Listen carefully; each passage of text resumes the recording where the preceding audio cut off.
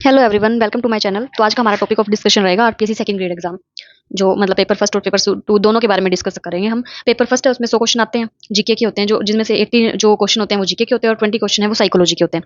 तो main role जो इसमें है वो जीके का है, क्योंकि 80 क्वेश्चन आ रहे हैं। तो इसमें आप जैसे जीके का ये है कि अगर आप बेसिक से शुरुआत करो ना, तो ये हो जाता है कि थोड़ा आपको पता रहता है कि हाँ, यहाँ से हमने मतलब एक तो ये बुक ईजी रहती है, जैसे क्लास 9th की है आरपीएससी की बुक्स हैं जो ये आपको गूगल पे भी मिल जाएंगी। अगर वैसे ना मिले तो गूगल से आप डाउनलोड करके इनको और उनकी पीडीएफ निकलवा सकते हो और उसमें से पढ़ो। ये राजस्थान का स्वतंत्रता आंदोलन एवं शौर्य परंपरा 9th क्लास की, और 10th की ये इतिहास एवं संस्कृति। पहले इन बुक्स को कवर करो, क्योंकि इनमें 8 9 मतलब 10 इतने टॉपिक होंगे, चैप्टर्स होंगे, और वो भी बिल्कुल छोटे छोटे हैं। तो आपको थोड़ा कॉन्फिडेंस भी आएगा कि हाँ, हमें कुछ तो पता, मतलब आइडिया लगा बेसिक के बारे में। उसके बाद जाओ आप इन पे। इसमें भी दो गाइड हैं, जैसे एक नाथ पब्लिकेशन की और एक लक्ष्य की है।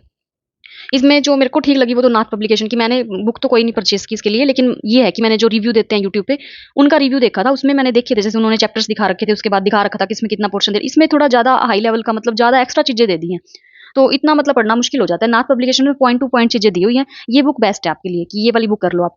और उसके बाद एक जीजीडी करके वन लाइनर बुक आती है। ये चैनल भी है इनका, सर का, गौरव ज्ञानधारा नाम से। इनकी भी है प्लेलिस्ट में काफी, इन्होंने वीडियो मतलब जीके पूरी कवर करवा रखी है, और इनकी बुक भी है, ये वन लाइनर है। अगर आपकी ये बुक कवर हो जाती है, उसके बाद आप ये लगाओ, क्योंकि उससे थोड़ा सा कॉन्फिडेंस आता है कि हाँ, क्वेश्चन इसमें सिर्फ क्वेश्चन ही है, वो आप पढ़ते जाओगे और आपको आते जाएंगे तो ये लगेगा कि हाँ, मतलब जीके कवर हो रही है आपकी। और उसके बाद आपकी करंट अफेयर्स पे बात आती है। करंट अफेयर्स के लिए एक मूमल की है, जो राजस्थान में मैगजीन फेमस है, या तो आप ये ले सकते हो, या फिर मूमल के अलावा एक क्रोनोलॉजी नाम से है, ये वाली आप ले सकते हो, परचेज कर सकते हो। मतलब इसमें तो आपने एक ही लेनी है, कोई सी भी ले लो और उसी को पढ़ो। और पीवाई क्यूज के लिए दिशा पब्लिकेशन की बुक है, ये बेस्ट है। मतलब आपकी जब ये हो जाता है ना कि सारा आपने कवर कर लिया सिलेबस, क्योंकि ये इतना आसान नहीं है, इसमें टाइम लगेगा करने में, क्योंकि सिलेबस ज्यादा है और टाइम आपको अच्छा देना पड़ेगा। तभी ऐसे नहीं है कि एक बार थोड़ा बहुत पढ़ लिया और फिर उसको छोड़ दिया। अच्छे से करना पड़ेगा। चाहे आप एक ही बुक, और ऐसे नहीं कभी ये वाली बुक ले ली, कभी वो यूट्यूब चैनल खोल लिया, कभी वो खोल लिया। चाहे आप एक बुक ले लो, कोई सी भी ले लो इन दोनों में से, आपको जिसको पढ़ने में ईजी रहे कि हाँ ये ठीक है, वही बुक ले लो और उसको ही फिर लगातार पढ़ो। और उसके बाद अगर आपका मन करे तो ये जीजीडी वन लाइनर ले लेना, अदरवाइज आप सीधा दिशा पब्लिकेशन की जो पीवाई की उसकी बुक है उस पर भी जा सकते हो। और साइकोलॉजी के लिए जो है, ये एक अवनी पब्लिकेशन की बुक आती है। ये वाली बुक बेस्ट है साइकोलॉजी के लिए। मतलब ये है कि इसमें सब कुछ ही है, पूरा कवर हो जाएगा आपका इससे। ये वाली बुक आप परचेज कर लो, तो इसमें कोई भी ऐसा टॉपिक नहीं है जो छूटा हो या फिर जो कवर ना होता हो। एक वंदना मैम की और बुक आती है, उसमें बस ये है कि क्वेश्चन साथ में दिए हुए हैं प्रैक्टिस करने के लिए। तो आपको जो बुक बेस्ट लगे इन दोनों में से, वो वाली आप परचेज कर सकते हो। ये तो हमारी पेपर 1 की बात होगी। अब आते हैं पेपर सेकंड पे। इसमें ये जो मेन साइंस का अपना पोर्शन है, इसमें बायो, केमिस्ट्री और फिजिक्स, फिर वही वाली चीजें आ जाती हैं।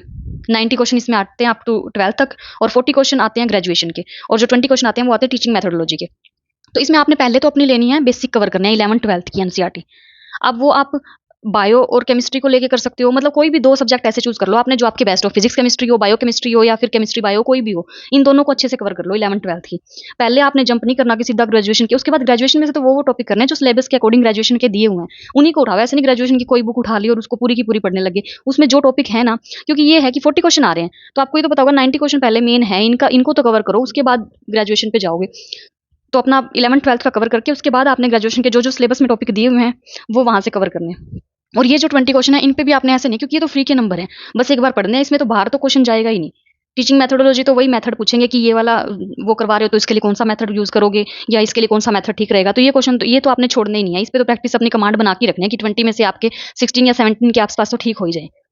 तो बस इनका यही है कि आपको बायो साइंस में तो बायो, फिजिक्स और केमिस्ट्री में से दो में तो अपनी अच्छी कमांड बनानी ही पड़ेगी। एक को आप चाहे थोड़ा कम करके ले लो, लेकिन दोनों को तो आप अच्छे से बिल्कुल करोगे, तभी हो सकता है कि ये पेपर आपका अच्छे से हो जाए। क्योंकि अब वाला जो सितंबर वाला पेपर आया था, उसमें अच्छा हार्ड लेवल आया हुआ है पेपर का। ऐसे नहीं है कि सारा +1 +1 से आ गया। और ग्रेजुएशन का भी अच्छा टच था, जैसे कोई टॉपिक अगर +2 का है ना, तो उसको मतलब ग्रेजुएशन लेवल पे लेके जाके पूछा हुआ था उन्होंने। और फिजिक्स तो बहुत ही ज्यादा हार्ड थी। तो इसीलिए मैं कह रही हूँ कि मतलब अपने दो जो टॉपिक है ना वो अच्छे से करके +1 +2 भी करो उनकी, और उनका ग्रेजुएशन जो टच है ना वो भी एक बार देखो। तो ये सब है हमारा पेपर 1 और सेकंड के लिए। अगर आपका फिर भी कोई डाउट रह जाता है तो आप कमेंट सेक्शन में पूछ लेना।